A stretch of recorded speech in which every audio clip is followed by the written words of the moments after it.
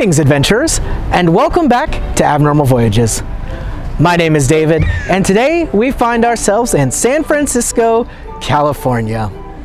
Now, as part of our celebration of the Disney 100th anniversary, we are of course trying to go to as many parks in the country as we can. But today, we bring you something a little different. Instead of the parks, we are going to delve into the life of the man behind it all, Mr. Walter Elias Disney.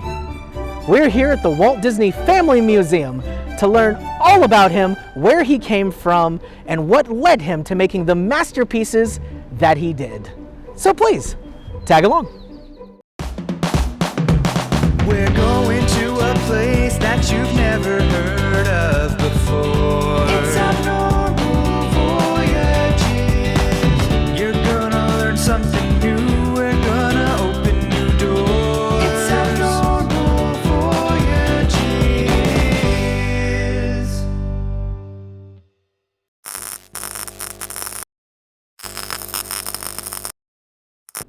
When you hear the word Disney, no doubt plenty of images flood your mind. This happens to people all over the world, with the word Disney bringing plenty of nostalgia, memories, and magic rushing to them. But something that sometimes goes overlooked is the man behind the word. Walter Elias Disney was the true creator and founder of all the magic that we love today. As we gaze upon some of these numerous awards that Walt won throughout his life, we have to remember that this is only a small fraction of the impact he made on a global scale. In almost every sense of the word, Walter Elias Disney is a true American icon. But despite his greatness, Walt actually came from some very humble beginnings. You can't tell the story of Walt Disney without talking about his family. So here we begin with the seeds of what would eventually become an empire. Walt was born on December 5th, 1901 in Chicago, Illinois, to his parents, Elias Disney and Flora Disney. He was the fourth son and fourth child, only saved from being the baby of the family by his younger sister Ruth, who would come along after him. When Walt was 4, he and his entire family would move to Marceline, Missouri, and live a little more humbly out in the country. From a very early age, however, Walt was obsessed with cartooning. Whenever he got a chance, he was doodling drawings and entertaining people with all his clever and imaginative characters. In high school, Walt was actually his school newspaper's cartoonist, and then he took night courses at the Chicago Academy of Fine Arts.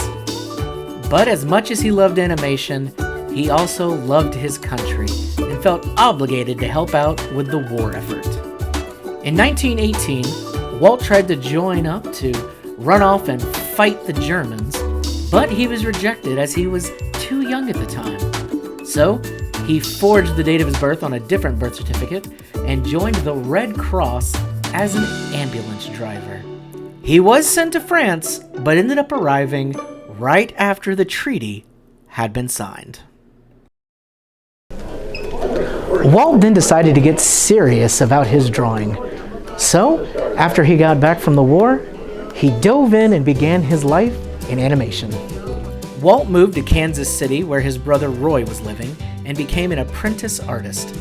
There, he also started a friendship with Ub Iwerks. The two became very close, and unfortunately were let go from where they were working, so they decided to start their own studio. It was short-lived, but it definitely proved to both of them that this is what they wanted to do with their lives. At the time, the cutout style of animation was very popular, but Walt wasn't sure that was the best way to go. So he experimented with a couple of things and some borrowed equipment, and eventually came to the conclusion that cell animation was definitely the wave of the future. He couldn't convince his current boss that that's what they should do, though. So, Walt once again started a little company of his own, and eventually their biggest client, the local Newman Theater, allowed them to make some short cartoons that were sold as Newman's Laughograms. And in a move that would become somewhat a Disney staple, the first 6 Laughograms were actually modernized fairy tales. Sound familiar? The response to these Laughograms led to Walt creating Laughogram Studio, and he was able to hire some more people, including his good friend Ub Iwerks. Unfortunately, Laughogram Studios couldn't financially stay afloat, so they did end up going bankrupt, and Walt decided to follow his brother Roy and move out to Los Angeles. One of the last projects that Walt had done with Laughogram Studios was called Alice's Wonderland, a short mixture of live action and animation that was roughly based on Alice's Adventures in Wonderland. People liked this enough that Walt was able to sign a contract to produce the Alice comedies. Of course, to produce these, Walt would need a new studio, so he and his brother Roy went into business together and formed the Disney Brothers Studios, which would eventually become the Walt Disney Company. The Alice comedies were very successful, so much so that a year later they were able to found the first official Walt Disney Studio, and even Ub Iwerks moved to work for them. But eventually, Walt got a little bored doing the mixed live action and animation and wanted to focus purely on the animation front. After doing the Alice comedies for a while, Walt really wanted to branch out and do something creative, a new animation project. So, he came up with a new character that he was sure America was gonna love. A spunky little guy that you may have heard of. No, not the mouse. Oswald, the Lucky Rabbit.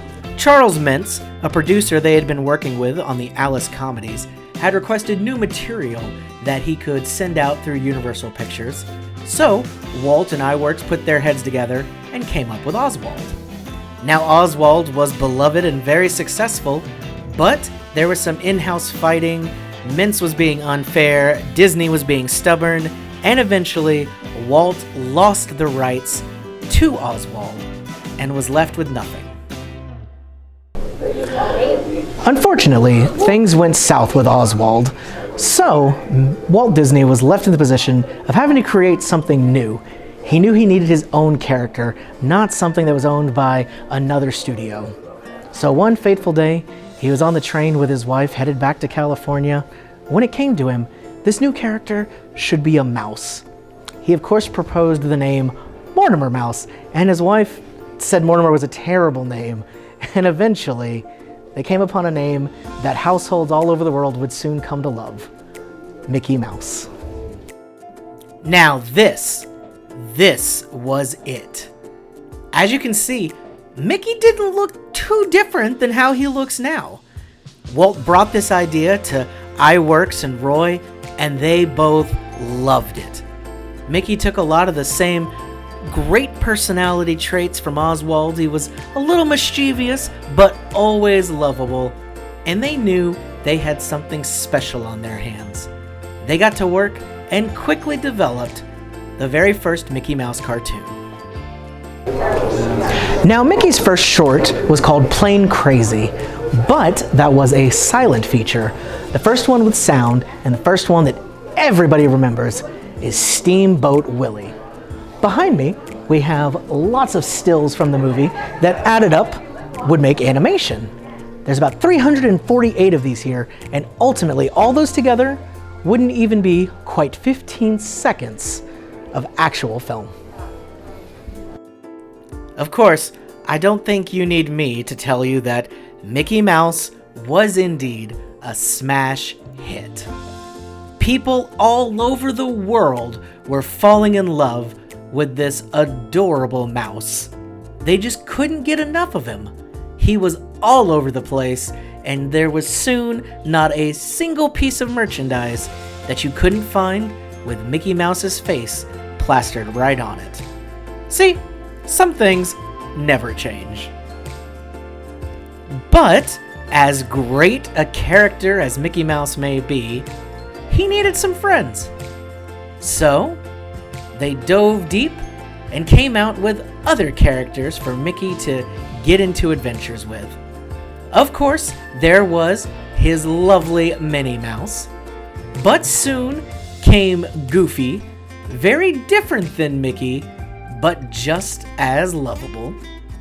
There was, of course, his very loyal dog, Pluto, and the kind of rival to Mickey Mouse, the one and only Donald Duck. Each character had a huge following and became known all throughout the world for their wacky, funny adventures. Walt may have been depressed and upset when he lost Oswald the Lucky Rabbit, but it seems like the luckiest thing Oswald could have done was open the door for Mickey Mouse and all his friends to come into Disney's life. But even with all this success, Walt was never a man to rest on his laurels, so he began his most ambitious project yet, creating a full-length animated movie. This was something that had never been done before. Animated things were maybe a few minutes, just something short and quick. An entire movie was ludicrous. Nobody would sit and watch that. Nobody could handle watching all those colors everywhere for 90 minutes at a time. People actually called this at one point Disney's Folly because he put so much into it. But Walt believed in himself, and he went back to his favorite, fairy tales, and decided to do an animated retelling of Snow White and the Seven Dwarfs. This was animation on a massive scale that no one had even dreamed of before. Walt had all of his best animators working day and night, all around the clock, to get the story perfect. And finally, after 3 years of hard work, on December 21st, 1937, Walt Disney's Snow White and the Seven Dwarfs premiered to a full house at the Carthay Circle Theater in Los Angeles. Against all odds, Walt Disney had found success, and Snow White was a smashing blockbuster hit. And Snow White was just the beginning. From there, he went into tons of classics. For example, the story of a small wooden puppet that dreamed of becoming a real boy. Pinocchio graced the screens, and people loved him and believed that you truly can wish upon a star. Then he decided, you know what? Let's have an animated movie set to classical music. It sounded crazy, but once again, it was a hit. Everybody loved Fantasia, and it introduced the world to my favorite version of Mickey Mouse, Sorcerer Mickey. And then who can forget the tale of just believing in yourself with Dumbo the Flying Elephant. Great films kept getting churned out, but unfortunately, in the country, war was on the horizon. World War II came around, and Walt once again wanted to do what he could to help. With the power of his animation studio behind him, he turned to creating as much propaganda as he could for the United States and helping to support the country that he loved so very much. This is actually a very fascinating subject with so much propaganda, what went into it involving Donald Duck and everything behind it. But we'll save that for a future episode. So once the war was over, they went right back into creating films, and this is where some of the most beloved animated features came from. We got Mr. Toad, we got Sleepy Hollow, there was The Song of the South with Brer Rabbit, always trying to stay out of trouble, of course, right? And then we had Lady and the Tramp, one of those beloved animal classics that everyone really enjoys. And then a small story about a boy who never quite grew up and spent his time fighting pirates. Walt always liked to go back to his classic fairy tales, so things like Cinderella became masterpieces. And then he even revisited Alice in Wonderland.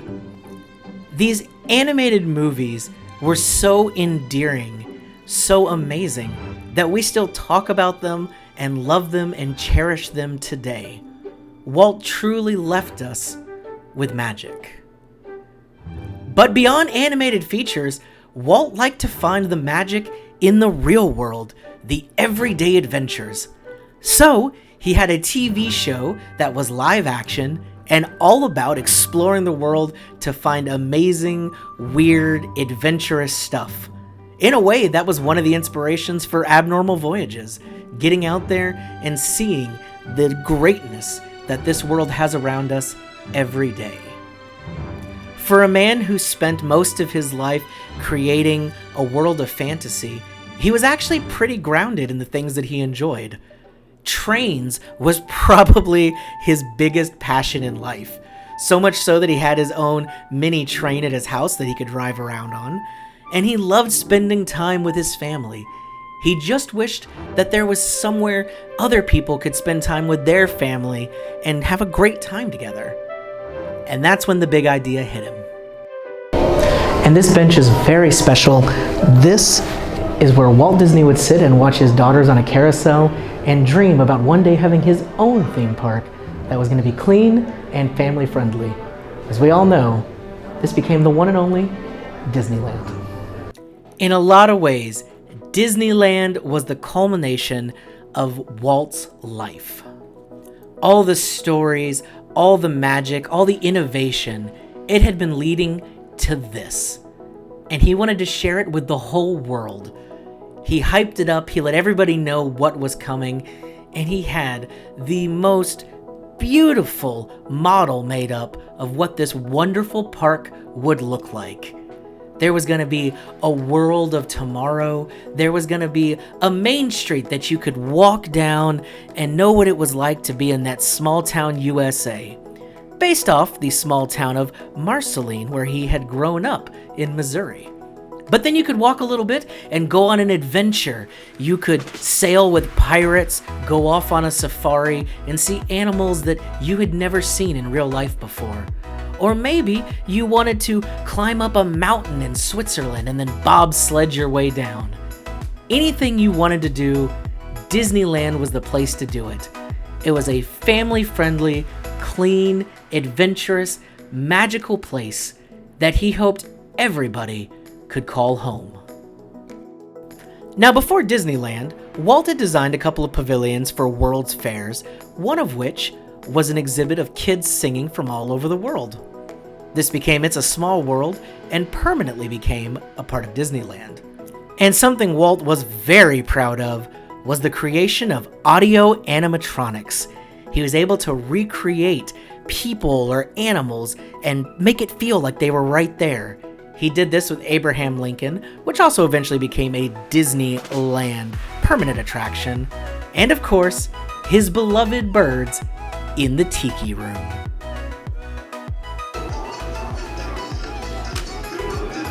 And now it's showtime. In the Tiki Room, in the Tiki Room, all the birds sing words and the flowers bloom thanks to audio animatronics in the Tiki Room. Disneyland was a place like no other. It opened to great acclaim and is still today such a magical, wonderful place to be. But again, Walt wasn't happy stopping there. He knew it was time to go bigger. He flew out to Florida, began to buy up land, and build Disney World. He had such a massive dream for it. Unfortunately, he would never quite see that dream come to fruition, as Walter Elias Disney did pass away in 1966 before the opening of Disney World. His brother Roy took over the reins of the company and finished Disney World, but with one big change, renaming it Walt Disney World, in honor of his brother, who he loved so very much. The loss of Walt was felt throughout the entire world. This wonderful man who had brought us so much was gone. He left a gap that felt like it could never be filled. But I like to think that it is filled every single day by all of us who are inspired by what he brought us. An amazing man with an amazing legacy, and as we're celebrating the Disney 100, you can see they have quite a strong future ahead of them. Well, thanks for tagging along, adventurers. If you enjoyed this, make sure you hit that like button, subscribe, and let us know where you think we should go next. My name is David, and this has been Abnormal Voyages. We'll see you in the next one.